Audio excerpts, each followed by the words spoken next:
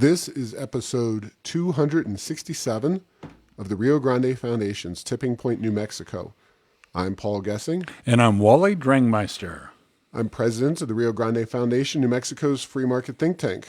You can find out more about the foundation at riograndefoundation.org. Wally, it's been another eventful week, and we're on the cusp of Joe Biden's inauguration here in Washington, D.C. But of course, there is a lot going on in New Mexico, public policy, politics, etc. And as is usually the case, we tend to lead off with COVID-19 and kind of the status update. And there's a lot of that to talk about, notably Wallet Hub, with their latest report, saying that New Mexico's unemployment rate remains the second worst in terms of being impacted either since COVID-19 broke out or versus the start of 2020. Pretty much no matter how you cut it, New Mexico's unemployment rate is among, and in this case, both are the second, both of the findings of Wallet Hub, we are the second most impacted in terms of increase of unemployment during COVID-19. So very consistent and very troubling. Yeah, shutdowns absolutely work at hurting the economy. And in New Mexico's case, it's hurt it more than most. And I guess that is not necessarily surprising, Paul. Governments fared quite well during the COVID outbreak, but small business is not. And there's a lot of small business in New Mexico because, we are not the bastion of publicly traded companies. We're not the bastion of high tech, although, yes, we have some. And I certainly think that is a good thing that we have in our state. But we are hurting. And, it is interesting. It feels to me like we're on the cusp of turning the COVID around. I think that is hopefully months away. A few months we see some significant progress. It'll be interesting to see how many months or more likely years it takes to turn around the economic situation that's been caused by the close down, the shutdowns in New Mexico. Yeah, it's deeply impactful, deeply troubling. Interesting side note, Governor Cuomo up in New York, another one of the most locked down states in the country, he made a point recently on Twitter, social media, about how, really saying that they needed to reopen the economy. Can't wait for everybody to have the vaccine kind of rhetoric. And there's been some other prominent Democrat leaders statewide as well as major cities that seem to be softening on their COVID crackdowns.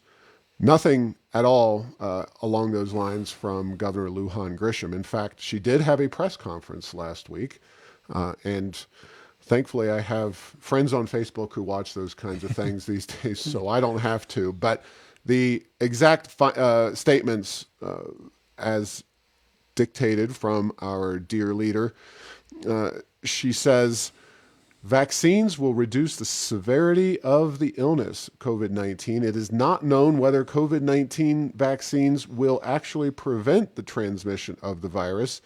Thus, says the governor, masks, social distancing, and no large gatherings are still required for people who have been vaccinated. And they will be in place until the majority of New Mexicans have been vaccinated. This will likely happen sometime as late as the end of summer or after summer.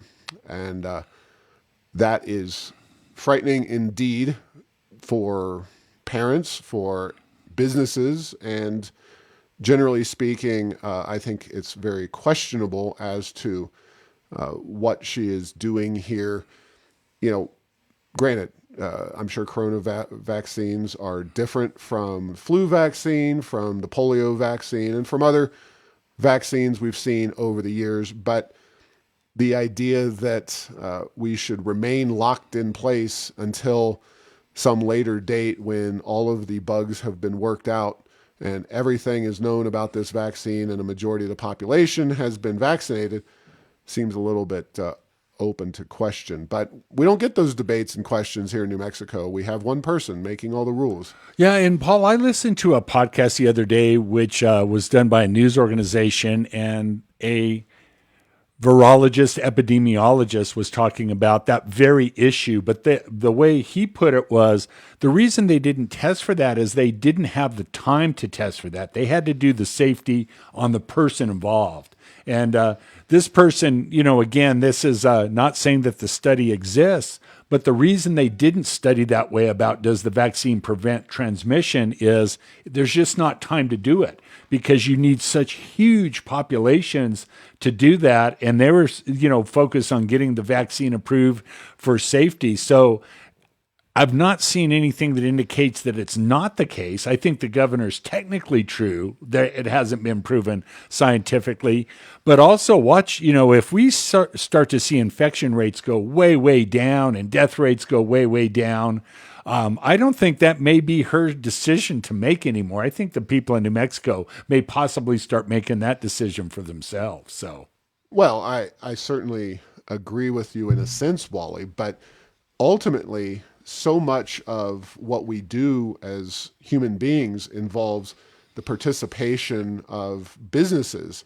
And, those businesses are operating at with the permission slip provided by government, in Cliff's Amusement Park can't very easily open its doors without attracting a lot of attention from police and state officers and regulators and that kind of thing. No question, Paul, no question. But the whole thing about you're only supposed to have 5 people gatherings. I think people just say enough of this. We're having the whole family over.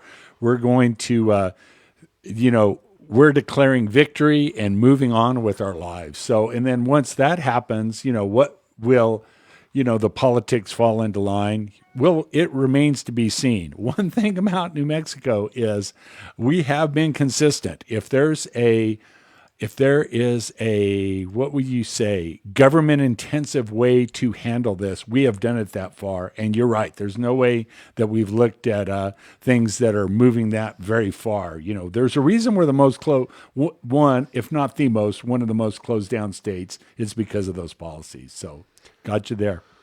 Yeah, and until the businesses are allowed to open, we're really going to be locked down. Our unemployment rate is going to be high, and yes, we will be likely able to survive on the unlimited stream of money coming out of Washington, D.C., which we'll discuss later on in the show, but we will not be free in any sense of the word.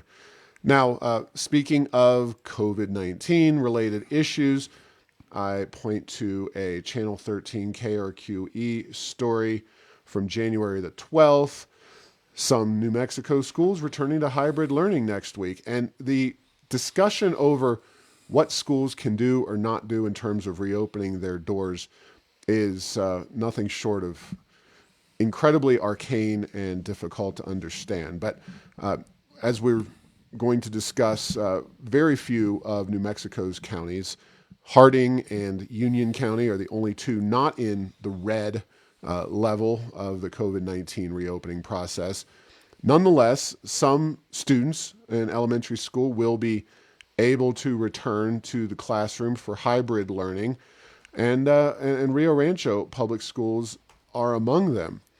Now, this report is, it kind of doesn't explain the situation, but what you essentially seem to come away with is that if you were open prior to the latest lockdown, so talking early November when this latest lockdown happened, right after Election Day, no surprise there, but if you were open for hybrid learning before then you are now able to reopen for hybrid learning even if you're still in a red county, regardless of your status. And it's very, very Is confusing. there a reason for that? I really don't know. Science and data, Paul. I think that's the only reason I can think of, but that doesn't sound like real science or using the data. It just Here, sounds I'll arbitrary. read a quote. Ryan Stewart, so this PED secretary, said that schools that were in hybrid prior to the holiday, and I'm presuming this is, or holidays, so that's, Thanksgiving and Christmas, may return to hybrid starting next week. That's this week, leaving it up to those eligible districts to decide whether they will or not. I don't know based on what logic. Obviously, we have issues with the red, yellow, green rubric, and we've had numerous studies come out at this point saying that students should be back in the classrooms to learn, not just hybrid but probably full time, and the fact that we have this almost grandfathering of districts in is very hard to wrap one's head around. But we're not going to complain, I guess, about the school districts that are allowing the hybrid learning. Any in-person learning is an improvement over totally virtual. And of course, this is going to be based mostly on political realities. Rio Rancho, of course, is a more conservative area relative to Santa Fe, Albuquerque, and Las Cruces. So I guess it's good news, but it doesn't really make a whole heck of a lot of sense in any real sense of the word. No, and these are the sort of things that, because it doesn't make sense, sometimes they get changed going the other way very quickly, and we don't know why they came, we don't know why they left. You got it. And in terms of the counties that have made their way out of the red, Harding County, not home to any major cities or even semi-major cities, basically no cities. Basically, no people in Harding County. The thing I looked at, 441 is not quite 500 people. We're hoping. So and this is not Los Alamos County size. This is a fairly significant size county. 2,126 square miles. So Yeah. you divide the 2126 divided by 440, just rounding. Each person has 4.8 square miles in Harding County if you were to spread them out equally. So that's that should be the social distancing capital of New Mexico. I think maybe their new motto should be socially distancing before it was cool. Exactly. There you go. I like it. Union County, home to the bustling metropolis of Clayton. And I'm going to poke fun at Clayton, but Brian Moore, former state representative and all-around good guy, is from Clayton. I'm not really poking fun at Clayton, but Clayton is adjacent to a internationally recognized dark sky area right up there where Oklahoma meets New Mexico. Yes, it does happen. There is a border between the Panhandle and New Mexico, and that is where you'll find Clayton, and you'll find Union County. They have moved into the yellow. But basically, every other county in the state of New Mexico is deeply embedded in the red. It's going to be very long time before many of the larger metropolitan areas of our state are out of the red. And obviously that's problematic, and it just points to the fact that the governor is not looking to do anything too liberal in the sense of liberalizing the rules upon which we all live in the near future. She may pull back on some of the most absurd things like the 75-person aggregate limit on big box stores, but it'll be interesting to see. Cliffs Amusement Park grand opening, or not grand opening, but the 2021 opening is not that far out in the future. They start to get the hiring process rolling pretty soon, and March, April, they're trying to open their doors to people on the weekends, and that's going to be an interesting discussion, along with a lot of other discussions. The Albuquerque Isotopes, will they be able to convene their 2021 season? It's going to be a lot of questions that we're waiting for answers on. Yeah, go ahead. No, I'm just thinking, it seems like if you're a professional soccer team, you seem to do okay in that category, but most of the rest of the businesses do not. No, sir. And, as if all of that is not troubling, problematic enough. We now have a police presence unprecedented in New Mexico history at our capital, the Roundhouse, where you have concrete barriers, multiple layers of fencing, a huge police presence from the state police, Santa Fe County, Santa Fe City. You have to show an ID to get through the cordon. And it's just a very large and aggressive police presence. And, there obviously was the, tragic, deeply unfortunate, uncalled for events at the U.S. Capitol a couple weeks ago. But the idea that this is supposed to go on now until at least the end of March after the 60-day legislative session is over.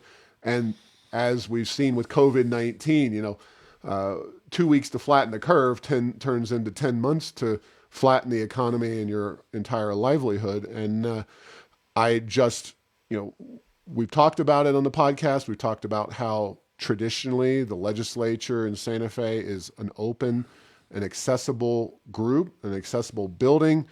Now we are going in not just a slight deviation. This is the exact opposite. Of course, it's not going to be open for the session in any way, shape, or form, thanks to supposed COVID restrictions and the desire to keep people socially distanced and quarantined on that issue. But the idea that we will not have access to the state capitol building unless you work there, unless you're a member of the legislature for at least the duration of the 60-day session is really something that we're concerned about. And I think anybody who cares about openness and accessibility to government, transparency, should be very concerned about. Yeah, there's a lot of concern about that, Paul. Among the professional lobbying class, they are highly concerned that how are we going to talk to these representatives? And, not to give away too many secrets, but yes, in New Mexico, it's a small state, and a lot of people have the personal phone numbers and allowed to text their representatives. But the casual legislator or the casual person that wants to weigh in on a bill does not have that option. And, we will see how well the Zoom works. One of the interesting things about using that sort of technology is that on certain issues, there are groups, and we see it all the time, they're very motivated. They'll sign up for every spot. And so somebody who is not necessarily a political professional doesn't get an opportunity to weigh in at all. So we will see how that works. But yes, I think that's problematic and very concerning. And there have been people that have proposed doing it differently, maybe waiting until the future, but that doesn't look like that's what we're going to do in the upcoming 60-day session. No doubt about it. Now, further, as you mentioned, lobbyists, I was able to sit down with KOB Channel 4 to discuss some of the practicalities of lobbyists in Santa Fe. And when I use the term lobbyists, I use the broad sense of the word, because Rio Grande Foundation, we're technically not registered lobbyists up in the Roundhouse. There's folks who go up there, pro-life activists or pro-gun or anti-gun activists, or whatever issue you care about. The Roundhouse is the people's house, and it's where people go to try to find their legislators and interact with them. And it's really, something that is a part of New Mexico, just in the same way as green chilies or the balloon fiesta is. And so I talked about the practicalities of the ban on people coming into the Roundhouse, and lobbyists are the ones that really, I think, they aren't going to have the ability to interact with legislators in the same way to get them informed and to be informed. And that give and take of information just doesn't happen the same way in an online environment. And, we have this volunteer legislature, 60 and 30 days, depending on the year. These are people who have jobs in other fields besides politics, and they cannot be experts in all areas of legislation. We're just saying, and Wally, you and I have commented on it, the Energy Transition Act. Now, whether this is based on genuine, oh, I didn't know that that was in that bill, or, sorry to paraphrase my West Virginia friends, my wife, my lovely wife is from West Well, I Virginia. thought that was Forrest Gump, so that's okay. Close enough. I wasn't yeah. offended. So. But, gee, did they really not know that unlimited rate hikes were in the works for PNM based on that legislation, or did they just not want to know that particular information at the time? The point is that you're going to get a lot of bills passed, whether it's the proverbial bodies buried or crazy aunts in the attic or whatever it is. The bills especially are going to be half-baked coming out of this legislative session. And that's partially because you're not going to have the same vetting process with outside sets of eyes, lobbyists on both sides of the issue, citizen activists coming in and trying to clear up problems with each of these bills. And the legislature's just not going to have the capacity to do it. Yes, I think you're right. I agree. And I think it's going to be very interesting. Now, we can hope for the thing that I generally hope for every legislative session, and that is that nothing passes other than the budget. That would be the perfect outcome for me, a typical session. What I worry about, if almost nothing passes and there's some agreement and they manage to focus on a few issues that really need focusing on, maybe it won't be so bad. But if they pass a lot of bills in this environment, odds are that, under the best of circumstances, there's a lot of unintended consequences and unvetted issues in legislation that happens anywhere, much less New Mexico. I think that we could be looking at a whole lot of problems that, and as we've talked about on the podcast, it's amazing how once something becomes law, whether it's at the federal, state, or local level, it's tough to get rid of it, even if it's a very bad idea, and people then see the error of their ways. No doubt about it. Now, in one sense, the next story is a more optimistic tale. In another sense, it is also ingrained in this whole open legislative issue. And we talked about it maybe last week on the show about how New Mexico in 2015, the Rio Grande Foundation and some other organizations, including the ACLU, Drug Policy Alliance, and Institute for Justice, worked on the issue of civil asset forfeiture, which is where the police can take something that they believe was integral into committing of crimes, marijuana, a car had marijuana bud or something in it, and they can take the car, even if it was the kid of the owner or something along those lines. That was and is a major concern in many states. And in 2015, Rio Grande Foundation worked with some other groups across partisan lines to address the issue. And it's something that wasn't really on the radar screen before the session. We were able to put that into the agenda. It got passed by both houses, totally bipartisan, not a single vote against it, and signed by Governor Susana Martinez. Now, that's going to be very difficult to do anything like that in this 60-day session. And that's what this session is geared towards. The 30 days is supposed to be more about the budget, about a constrained agenda, about having the governor approve an agenda. Well, you can go watch a video about that 2015 success that really highlights New Mexico and being a leader on civil asset forfeiture. It's from the Institute for Justice. We posted it on our blog, Errors of Enchantment. New Mexico shines nationally by eliminating policing for profit.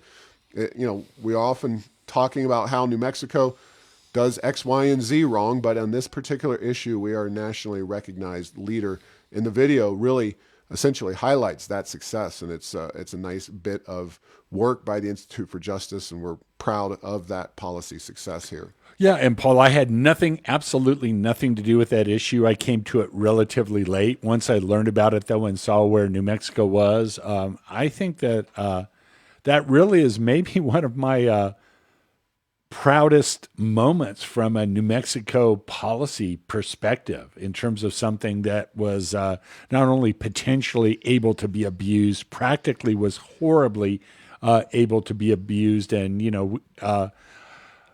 here's the other issue about that is there has there been any downside that anyone has talked about from that going in? Now, some people that were maybe getting the money sometimes under less than fully honorable means maybe didn't like it, but from a public policy governance point of view, what people really think, has there been any huge negative unintended consequences? I haven't heard of them and I haven't seen them, so that's Yeah. that's a great win for our state.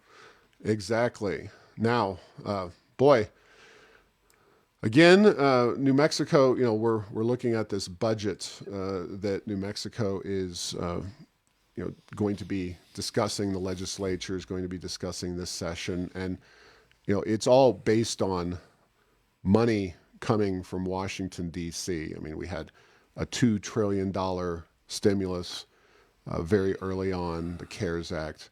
Then we had the more recent $900 billion, which dwarfed anything passed during the 2008 economic crisis, just to show you how far things have gotten down the tracks. And now, President elect still, he'll be president come Wednesday. Joe Biden, whatever you want to call him, is pushing for a very, very sweeping piece of stimulus legislation, another $2 trillion, including more checks, looking like $1,400 for average people, which remember that whole $2,000 discussion. So Right. we got the 600, now 1,400, but the kicker with all of this is that, and we knew this would happen, and while the CARES Act and Trump's various bills and what passed Congress, we have heartburn in an nth degree, and so nobody can tell us that Rio Grande Foundation or conservatives, so to speak, at least this group of conservatives here, we have been concerned from day one about these stimulus packages. But now Biden is trying to add in a $15 an hour minimum wage into this stimulus package. That's huge when you look at $7.25 from the federal government. That's the going minimum wage. I don't know, how many people in other states are making that. So many states and localities have enacted higher minimum wages, as have New Mexico has been higher for a long time now. We went from $9 in 2020 to $10.50, and we've got baked in plans to go up to $11.50 and then $12 in 2 years. Now, $15 minimum wage, though, that is going to be tough for a lot of businesses to swallow, I've got to imagine. Yeah, and it's interesting, Paul, the $15 minimum wage, places like Seattle, Washington, and others who have tried it, we have this series of natural experiments that occur in states, and it's not been the uniform positive that people talk about. They say people need more money, and so we need to raise the minimum wage. Well, it's interesting. Some people who need the money the worst, when the wages and the benefit costs and the administration costs go so high, they're just unemployable. And New Mexico struggles with employability of a large portion of our workforce as it is. So I can't see this as being a big positive. And I'm coming at it from the point of view, not just from the business point of view, from the people that need to get into the workforce. And the other key is that when the minimum wages are relatively low, it is definitely a floor. For a lot of people, when they turn really, really high, that becomes the ceiling, meaning that's the most you're ever going to make. And I just don't think that that's a good public policy for the citizens of New Mexico, much less the entire United States. But boy, Santa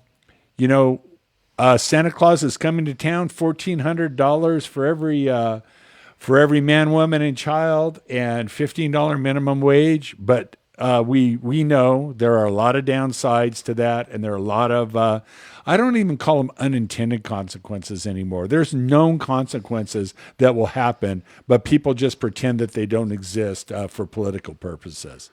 Yeah, a few years ago, the Congressional Budget Office found that $15 an hour minimum wage imposed by 2025 would result in 1.3 million workers nationwide being kicked out of the workforce. And of course, that was in a so-called normal time. Now we're in a very abnormal time. And I haven't seen all the details of the proposal, if this would be a $15 minimum wage right away, or where exactly, how it would be phased in, if it's phased in. But it's going to be very interesting. Minimum wages are something that tend to pull pretty well because, they seem like, and are reported, unfortunately, by the media as if you're getting something for nothing. I could use a raise. Everybody could use a raise, especially the people at the lowest end of the spectrum can use a raise. Well, what you don't get is the conversation of people losing jobs, and especially now, we've talked about this with the mandatory paid sick leave in the city of Albuquerque. We've talked about this with minimum wages in struggling rural communities around New Mexico. There is a cost to the $15 an hour or any increase in the minimum wage. There's real cost to it. And, I think the one potential benefit of all this is that if you go from 7.25 nationwide to $15 an hour, that will really start to highlight some of these problems. Because, when you go up 50 cents or $1, even $1.50, as we just did in New Mexico, it's not necessarily as apparent. But a more than doubling of the national minimum wage rate would be pretty apparent, I think, in the economic statistics. Yeah, and then there's a lot of issues that it disproportionately hurts rural America, and the reason it does that is the cost of living's lower there. In places like Chicago, New York City, Boston, Los Angeles, it's tough to get any workers for $15 an hour because of the market, the cost of living. In Harding County, New Mexico, all 441 people there, if there's not a lot of jobs there anyway. And in places with lower cost of living, they have to pay the same minimum wage as some of the highest price places in our country. Just one of the many problems that exist with that. But I don't know. Maybe cooler heads will prevail. We'll have to see what happens. But it does seem like this thing from the progressive side is a very greased thing. Boy, they've been working this hard, federal, really local and statewide for decades now, and they finally see the opportunity at the federal level. No doubt about it. Well, also in President Biden news, and this I think is the most fraught issue. A lot of challenges, a lot of interesting dynamics surrounding this Keystone Pipeline thing. It is the issue. They haven't built that yet, Paul? Well, that's the thing. Well, they built a lot of it, actually. Yeah. A lot of it's already been built. So I don't know if we're going to tear that up, but we're not going to let it connect with where it needs to. So according to Politico and numerous other news reports, it says Biden will yank Keystone XL's permit on the first day of his presidency. Now, this is the pipeline, of course, that's up near Canada in North Dakota. I haven't been up to visit. Apparently, Deb Haaland has been up to visit to try to protest. Yeah, she was one of the protesters, as I recall. Yes. Yeah, it is not on Native American lands, though, as you can find if you look at any map. But there are Native groups that oppose it, but there are plenty of other people that support it and oppose it on both sides. It's mostly just if you're a radical environmental advocate, you oppose it. If you are a normal, average person, you support it. The Canadian government, for example, which is led by a pretty greeny-weeny guy, Justin Trudeau, his government supports it, the Canadian government. And it's not really about, this is the funny thing to me. It's not about, are we going to be massively or dramatically increasing oil and gas usage or changing the amount of CO2 that goes into the atmosphere based on the creation of this pipeline. It's merely, do we put oil and gas on in a pipeline and ship it that way, which pipelines are pretty darn efficient. And extremely safe. Yes. Or do we throw it in a tank car in a train and truck it down or take it down the tracks that way, so to speak, which is definitely a more energy intensive means of transportation with some more danger there. So not a surprise. This is a cause celeb. The Keystone XL pipeline, really very symbolic, and it's something that it seems like the Biden administration may be trying to push back on. But again, with all the ins and outs over the years, I've got to suspect that some way, shape, or form of this pipeline is going to be completed at some point, if for nothing else, that it's $8 billion of investments here. And these are, by the way, I remember at the time, some of the metal workers and pipe fitters and unions supported actively this pipeline in countering what was then the Obama administration's general lack of enthusiasm about the project and environmental groups. And it kind of shows you how the balance of power in the Democratic Party has moved from unions, which used to be the basis, to the radical environmental movement. Yeah, no question about that. And, we're seeing increasing numbers of projects across the country where the unions are starting to be a little cooler towards the Democrats than they once were, because I think bottom line is it boils down to a lack of power, because the issues that are important to them, building stuff, is not what the environmentally focused left part of the Democratic Party cares about anymore. Yeah, and it's noteworthy too, and it must be stated that you have to separate public employees versus private sector employees. Public sector employees, government employees, they care about one thing, and that is two things: more government jobs and more pay for themselves and other government employees. So bigger government by and large. Yeah. Whereas private sector unions, and this is why that noteworthy conservative free market advocate, that very just predecessor of Ronald Reagan named Franklin Delano Roosevelt, opposed the creation of public sector employee government unions, whereas private sector unions were obviously a integral part of FDR's coalition. Now, as a moral issue, I have moral problems with public sector unions' very existence. Private sector unions not only have a reason to exist, but they have done a lot of good over the years. Not always in agreement now, but they definitely have a reason for their existence. And the private sector unions, I don't know how statistically you'd have to parse it out, but certainly a fair amount of Trump support out of those private sector unions, whereas government employee unions have reliably been a part of the Democratic coalition. Yes. Yeah. And when I was making my comment, thanks, great clarification. It is the trade unions, the guys that the Boilermakers and the iron workers and the pipe fitters, the folks that build things. There has been a little bit of a cooling off of that relationship. Yeah, Wally, and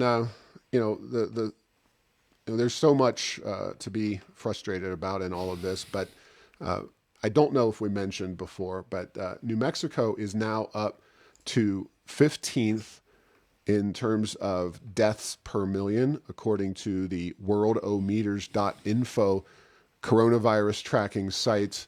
All of these lockdowns, all these policies being imposed are not really succeeding in getting New Mexico going in the right direction. Hopefully the vaccine will, but of course our governor seems inclined to not necessarily bring about much opening, even if the vaccine really is spread out around our state and becomes widely distributed, until we get incredibly high numbers of people here in New Mexico and across the country vaccinated. It just this session, that conversation about reining in her authority and power in an emergency has to be at the very top of the agenda. And if the legislature does not enact it, does not put up a serious fight, it's the progressive left-wing legislative agenda, and it's those folks that need to be held accountable. And that's something that should be agreed upon from all across the political spectrum. Even if you like the governor, even if you think she's done things for the right reasons and done the right things, it is not healthy for us to have one person rule in any state. And I just think we're sliding towards this situation where she's perpetually in power, and now we have the legislative process locked down, the legislative buildings locked down. It is not, it's not the way our system of government was supposed to be done at all. And it's very sad and frustrating. And unfortunately, there's not a hell of a lot that we can do about it. Yeah. There are a couple of things that are going to bring this to a head one way or the other. I think the one I'm hoping for is that COVID-19 will go away very quickly, and we will call this a bad memory. If that doesn't happen, and believe me, it's possible that, we don't know how this thing is going to play out, but as it starts to wane, will there be another issue that causes a public health emergency to keep this power? And if that's the case, that's frightening. That is extremely frightening. It's not pleasant now, believe me, but that is scary. That's so the states that have these kind of public health orders, what's next? Do we have an environmental public health order and a gun public health order and a speeding public health order? Where does it all end? That these are interesting questions, not ones that I like to think about, because if they were to come true, it's just beyond depressing. It's just almost it's the end of our representative republic at some level, if this is allowed to go too far. So, yeah.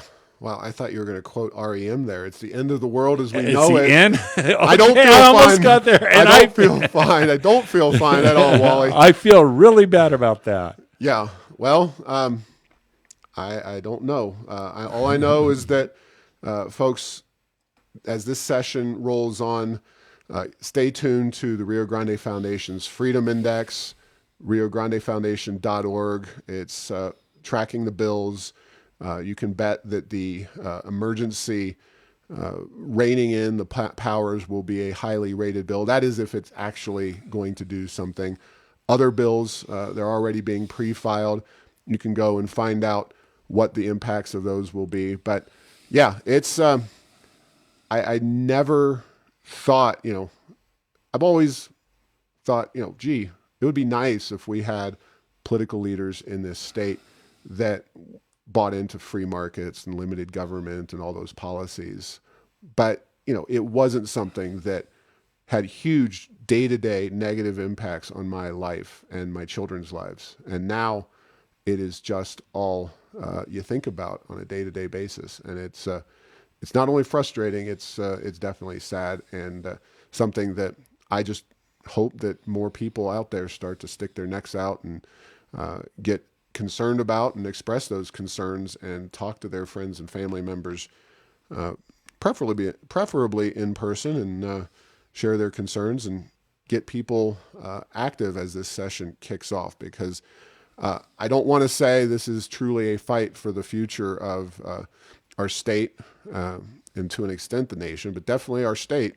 But we just can't live under these conditions for the foreseeable future. And I don't know. We'll just leave it there. And folks, just stay tuned. We're gonna be working through all this together. And thanks for listening to this week's show. Make sure to get the latest edition of Tipping Point New Mexico by subscribing to Apple Podcasts, Stitcher, and Spotify. You can post or comment on this and other episodes on Facebook and Twitter, and tell Google Home to play Tipping Point New Mexico. Thanks to Path 3 Marketing for producing this show.